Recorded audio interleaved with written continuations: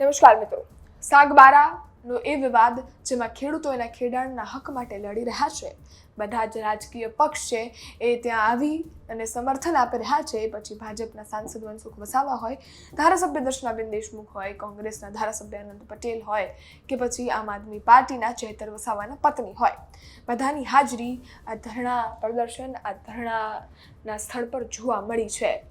સવાલ એ છે કે આ બધી જ વસ્તુઓમાં કોંગ્રેસ છે એ ખૂબ એક્ટિવ જોવા મળી રહ્યું છે. કોંગ્રેસના ધારાસભ્યો આવ્યા, કોંગ્રેસના નેતાઓ આવ્યા અને એમણે દાવો કરી દીધો.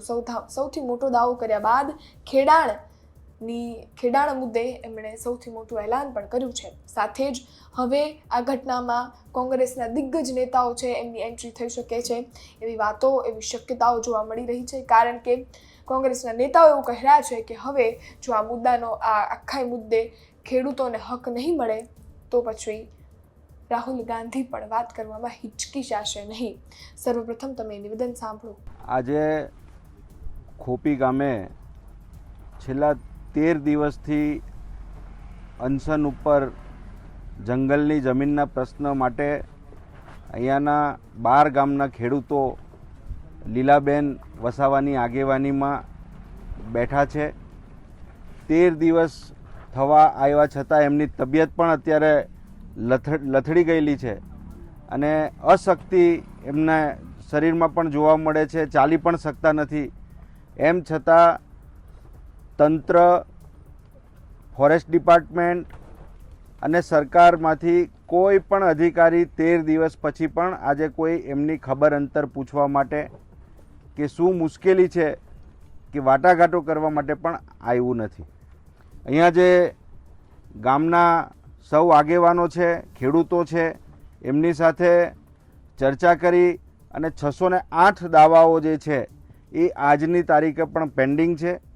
608 દાવાઓ પૈકી માત્ર 15 ઉમરપાડા તાલુકાના અને 15 સાગબારા તાલુકાના ખેડૂતોને સનદ મળેલી છે.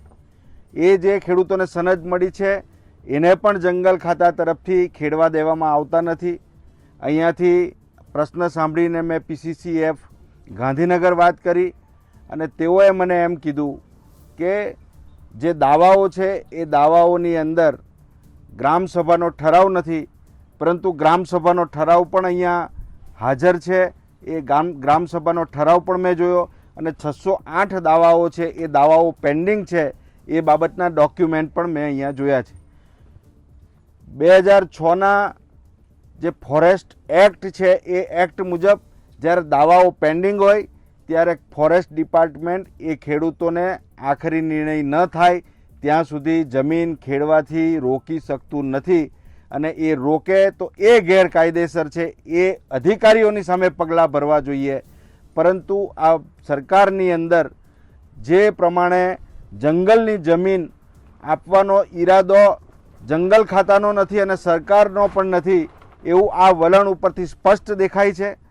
અત્યારે ફોરેસ્ટના અધિકારીઓને ફોન કરી અને અહીંયા આવવા માટે, વાતચીત કરવા માટે તેઓએ બાંહેધરી આપી છે અને 1 કલાકની અંદર તેઓ અહીંયા પહોંચશે એવી અમને ખાતરી આપી છે. ત્યારે આગળની વાટાઘાટો એમની સાથે ચર્ચા પછી નક્કી થશે અને આગામી દિવસોની અંદર જો આ આદિવાસી ખેડૂતોને ન્યાય ન મળે તો આ આંદોલન વધુ ઉગ્ર બનાવવા માટે અમે આ ખેડૂતોની સાથે છીએ. આવનારા દિવસોમાં કોંગ્રેસની પ્રદેશની લીડરશિપ અને રાહુલ ગાંધીજી પણ અસરગ્રસ્ત ખેડૂતોની સાથે વાતચીત કરશે અને એમની વારે આવતા પણ અચકાય નહીં એ અમે આ સરકારને પણ ચેતવવા માગીએ છીએ, ફોરેસ્ટ ડિપાર્ટમેન્ટને પણ ચેતવવા માગીએ છીએ.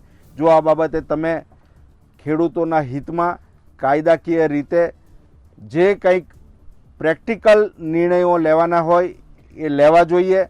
માત્ર ઉમરપાડા અને સાગબારા તાલુકાના ખેડૂતોનો વિવાદ છે આમ કહીને સરકાર અને જંગલ ખાતું પોતે હાથ ખંખેરી અને આ આદિવાસી સમાજને જે લડાવવાનું એક કાવતરું ષડયંત્ર ઘડી રહેલું છે એ પણ ખુલ્લું પડી ગયેલું છે. એ ચાલવાનું પણ નથી અને આ લોકો જે બેઠા છે એ લોકો સારી રીતે એ વાતથી પણ વાકેફ છે, સમજે છે. ત્યારે માત્ર સહાનુભૂતિપૂર્વક આ ખેડૂતોને તાત્કાલિક જંગલની જમીન જે છે, જે સનદો આપી છે એમને પણ ખેડવા દે, જેના દાવાઓ પેન્ડિંગ છે એમને પણ ખેડવા દે એવી વિનંતી કરીએ છીએ. આપણે સાંભળ્યું એ નિવેદન જેમાં કોંગ્રેસના નેતા દ્વારા વાત કરવામાં આવી છે આ મુદ્દા અંગે, અને સાથે જ રાહુલ ગાંધી વાત કરવામાં હિચકિચાશે નહીં. આ વાત કરતા જ સવાલ એ પણ થાય કે રાહુલ ગાંધી છે એમની સાથે વાત થશે, એમના એ દિગ્ગજ નેતાઓની એન્ટ્રી થશે, આ આખી એ ઘટના છે એ કંઈક અલગ નવું રૂખ લેશે, રાજકીય મોડ પકડશે. તમારું શું માનવું છે? કમેન્ટ બોક્સમાં કમેન્ટ ચોક્કસથી કરજો. ફરી મળીશું. ગુજરાત તકની યુટ્યુબ ચેનલ જોતા રહેજો. સબસ્ક્રાઇબ કરવાનું ભૂલશો નહીં. ફેસબુક ઇન્સ્ટાગ્રામ પર જોઈ રહ્યા છો, ફોલો કરવાનું ભૂલશો નહીં. ધન્યવાદ.